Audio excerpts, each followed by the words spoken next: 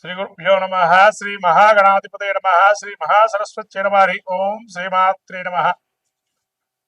నమస్తే దేవదేవేశ, నమస్తే పరమేశ్వర, నమస్తే వృషభారుడకారాయ నమో నమ.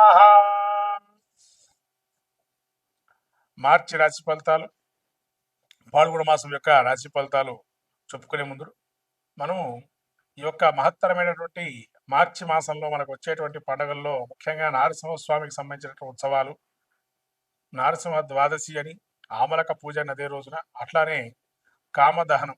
ప్రత్యేకంగా మనకు సకలమైనటువంటి కీడులు, అంటే కీడు అనేది ఇక్కడ కాదు, ఇక్కడ కోరిక మనస్సులో ఏది సంచరించకుండా జన్మరాహిత్యం పొందటానికి ఏకైక రోజు కామదహనం. ప్రత్యేకంగా మనకు పురాణం చెప్పబడినటువంటి కామదహనం. కాబట్టి ఈ కామదహనంలో ఎవరికైతే ఇబ్బందులుగా జీవితంలో అనేక బాధలు పడుతున్నటువంటి వారు ఎవరైతే ఉన్నారో వాళ్ళందరూ కూడా ఈ కామదహనం రోజు ఆ యొక్క కోరికలన్నీ నశించిపోయి అన్ని రకాలైనటువంటి ఇబ్బందుల నుంచి బయటపడేయాలని సాక్షాత్తు ఆ పరమేశ్వరుడు యొక్క త్రినేత్ర ధారి అయి ఆ కాముడిని అంటే ఇక్కడ మన్మధుడిని దహింపజేసేటువంటి సంఘటన మనకు చోటు చేసుకోవటం, తద్వారా సమస్తమైన కోరికలు నశించిపోయి పరమాత్ముడి యొక్క సాన్నిధ్యం పొంది ఆ యొక్క కొత్త వసంతాల్ని, అదే వసంతోత్సవంగా చెప్పబడింది. ఇటువంటి వసంతోత్సవాన్ని మళ్ళీ కొత్త రంగులు పులుముకోవాలి జీవితంలో అని చెప్పి మనకు జీవితంలో ఈ పాల్గొన మాసంలో వచ్చేటువంటి మహాలక్ష్మి జయంతిగా ఉత్తర భారతంలో ప్రత్యేకమైనటువంటి ఈ యొక్క మనకు తెలుపబడింది. అట్లనే బృందావనంలో కృష్ణుడికి అనేక రకమైన గోపికలతో ఆ యొక్క తన యొక్క ప్రేమామృతాన్ని కురిపించినటువంటి, తద్వారా లోకమంతా ప్రకృతి సిద్ధమైనటువంటి ప్రకృతిలో మనం ఎట్లా ప్రేమత్వాన్ని చూపించాలి, ప్రేమతత్వాన్ని అని చెప్పి కృష్ణుడు బోధించేటువంటి వసంతోత్సవము. ఇటువంటి లీలా మానుష విగ్రహమైన శ్రీకృష్ణుని యొక్క విశేషమైనటువంటి గుణగానాలు స్థితించి భగవత్తు యొక్క లీలను తెలియజెప్పేదే ఈ కామదహనం. అట్లానే మనకు చివరగా ఇంకా ఈ యొక్క మాసంలో లక్ష్మీ సింహస్వామికి సంబంధించి ప్రత్యేకమైనటువంటి స్వయంభూ దేవత స్థలాల్లో అనేక ఉత్సవాలు జరపటం.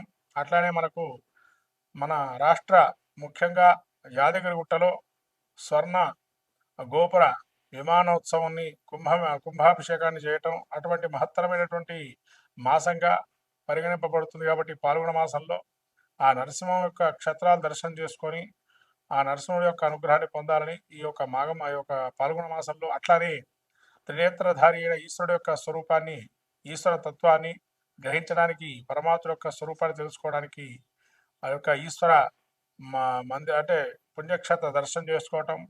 అట్లనే కొత్త ఉగాదికి మనకు అనేక రకాలైనటువంటి ఇబ్బందుల్ని తొలగిపోయి నూతనమైనటువంటి మళ్ళీ సంవత్సరంగా మనకు ప్రసాదించే అనేక దేవతా తీర్థక్షేత్ర దర్శనాలు, ఇటువంటివన్నీ కూడా ఈ యొక్క పాల్గొన మాసంలో చేసుకుంటే విశేషమైనటువంటి ఫలితాన్ని పొందుతారని మనకు ధర్మ శాస్త్రం తెలుపబడింది. కాబట్టి ఈ మాఘమాసంలో ఇటువంటి మహత్తరమైన పుణ్య పర్వదినాలు మనం చేసుకుని సాక్షాత్ ఆ యొక్క ఈశ్వరుడు అట్లానే మహావిష్ణు స్వరూపమైన నరసింహస్వామి అనుగ్రహాన్ని పొంది సకలమైన విజయాలు పొందాలని ఈ యొక్క పాల్గొన మాసంలో మనం ముందుగా ద్వాదశ రాశి ఫలితాలు చెప్పుకుందాం. మీన రాశి యొక్క ఫలితాలు చూసినట్టయితే జన్మల్లో శుక్రబుధ రాహులు, తృతీయంలో గురువు, చతుర్థమందు కుజుడు, సప్తమందు కేతువు, ద్వాదశంలో శని, రవులు తదుపరి జన్మస్థానం రవి సంచారం చేస్తున్నారు 14వ తారీఖు నుంచి. మీన రాశి వారికి ముఖ్యంగా రాబోయే కాలం శని 29 నుంచి కూడా ఏళ్ళనాటి శని ప్రభావంలో జన్మస్థాన సంచారం వల్ల కొంత అనారోగ్యం వస్తుంది, జాగ్రత్తగా ఉండడం మంచిది. అట్లా అని చెప్పి భయపడని అవసరం లేదు. జీవితంలో కష్టాలని సహజంగా వస్తాయి, వాటిని ఎదుర్కోవటమే జీవితం యొక్క సాఫల్యం చెందుతారు. కాబట్టి కష్టం అనే దాన్ని మీరు పక్కన పెట్టి దాన్ని ఎలా వైదొలిగి ప్రయత్నం చేసి మంచి మార్గాన్ని ఏ విధంగా వెళ్తామనే ప్రయత్నం చేయండి. ధర్మంలో నిలబడండి, ఖచ్చితంగా ఆ యొక్క ధర్మం ఎలా కాపాడుతుంది. శుక్రుడు బుధుడు జన్మస్థాన సంచారం వల్ల బుద్ధిమాన్యం కానీ అజీర్ణం కానీ ఉంటుంది. శుక్రుడు లగ్నంలో ఉండటం వల్ల, జన్మరాశిలో ఉండటం వల్ల కొంతవరకు ఆనందం కానీ, నూతనమైన పరిచయాలు ఏర్పడటం, నూతనమైనటువంటి స్త్రీలు కానీ పరిచయాలు ఏర్పడి వాళ్ళ ద్వారా కొంత వ్యాపార ధోరణి పెరగటం. అట్లానే రాహు జన్మస్థానంలో ఉండడం వల్ల కొంత నిరాశ నిస్పృహలు, ఎంతవరకు చేసినా ఇంతవరకేనా అనే ఒక అవైతే ఉంటాయి. అట్లానే మళ్ళీ తృతీయంలో గురువు ఉండడం వల్ల కొంత సహకరించేవారు కానీ, మీ యొక్క ఎల్డర్స్ అంటే పెద్దవాళ్ళు కానీ, వాడు మిమ్మల్ని ఎప్పుడు వ్యతిరేకిస్తూ ఉండటం, మీరు చేసే పని ఇది మంచిది కాదనటమే తప్ప అది మంచిది, ఇలా చేస్తే మంచిదని ఆలోచించరు. కానీ రాబోయే శని సంచారం ఉండేటువంటి ఏదైతే 29 తర్వాత నుంచి వాళ్ళు కూడా మిమ్మల్ని నమ్మే అవకాశంగా ఉంటుంది. ఎందుకంటే మీరు చెప్పే సూచనలు వాళ్ళు కూడా గ్రహిస్తారు. చతుర్థ మందు కుజుడు సంచారం వల్ల కొంత అనారోగ్యం కానీ, ఏదైనా ఇంట్లో పిల్లలతో కానీ, ఇంట్లో ఉండేటువంటి వారితో కానీ కొంత వైషమ్యాలు ఏర్పడటం, తద్వారా గొడవలకు దారితీయటం, శస్త్రచికిత్సలు చేసుకోవటం, గుడ్డలో మంటగా ఉండడం, హృద్రోగంగా మారటం, కొంతవరకు ఇబ్బంది కలిగే అవకాశం ఉంటుంది. సప్తమంలో కేతు ఉండటం వల్ల కొంత అపార్థం చేసుకోవటం, మీ యొక్క భాషని పరిజ్ఞానాన్ని ఎదుటి మనిషి, తద్వారా మీరు చెప్పేది ఏదో వాళ్ళకి అర్థం కాకపోవటం వల్ల వాళ్ళు ఇంకోటి అర్థం చేసుకుని దాన్ని మీరు నిర్వర్తిస్తున్నారా అని మిమ్మల్ని హేళన చేయటం, లేకపోతే వాళ్ళు మిమ్మల్ని మరొక్కసారి చెప్పమని అడగ మిమ్మల్ని మీరు సంయమనంగా ఉండి ఎన్నిసార్లు చెప్పాలి అని అనుకోవడం, కొంత విసుగు తెప్పించడం జరుగుతుంది. ఇంకా 12లో శని యొక్క సంచారం ఉండడం వల్ల శిరోవేదన, ఒకవైపు నుంచి శరీర భాగంలో కొంతవరకు విపరీతమైనటువంటి నొప్పులుగా ఉండే అవకాశం ఉంటుంది. జన్మంలో రవి సంచారం వల్ల కొంత అనారోగ్యం కానీ, దర్పం కానీ, అహంకారం కానీ పెరిగే అవకాశం ఉంటుంది. అదంతా కూడా కర్మ, మనం చేసే ఏదైతే కర్మ ఉందో కర్మని బట్టి ఫలితాలు ఉంటాయి. కాబట్టి కర్మని త్యజించడానికి మిమ్మల్ని శని సంచారం చేస్తూ వస్తున్నాడు. అదే సమయంలో రవి కూడా అక్కడే సంచారం చేస్తున్నాడు. కాబట్టి అహంకారాన్ని వీడండి, సంయమనం పాటించండి. మీన రాశి వారు ఇంకా సత్ఫలితాలు పొందుతారు. ఈ మీన రాశి వారు ఇంకా సత్ఫలితాలు పొందడానికి కానీ వెంకటేశ్వర స్వామికి తులసిమాల సమర్పించడం, అట్లాగే శివాలయంలో ప్రతినిత్యం కూడా అభిషేకం చేసుకోవటం లేదా మీ ఇంట్లో అయినా అభిషేకం చేసుకోవటం, ఇటువంటి కార్యక్రమాలు చేయటం, శనికి అనేక విధాలుగా దాన ధర్మాలు చేయటం, ఈ యొక్క మాసంలో కందిపప్పుని కానీ కందుల్ని కానీ దానం చేయటం వల్ల మంచి ఫలితాలు కలుగుతాయి మీన రాశి వారికి. ఈ యొక్క గ్రహ సంచారాన్ని నిమిత్తం మీరు ఈ విధంగా పరిష్కారాలు చేసుకుంటే మంచిది మీన రాశి వారు. మొత్తం మీద ద్వాదశ రాశి వారికి ఏంటనగా, ఈ ద్వాదశ రాశి వారికి మార్చి మాసం పాల్గొన మాసంలో మన జాతకంలో కూడా దశాంతర దశలు కూడా చూసుకొని అదొక 50%, ఇదొక 50%గా గోచారాన్ని ఫలితాలు కూడా చూసుకోవాలి. తద్వారా ఫలితాలు ఉంటాయి, శుభ ఫలితాలు.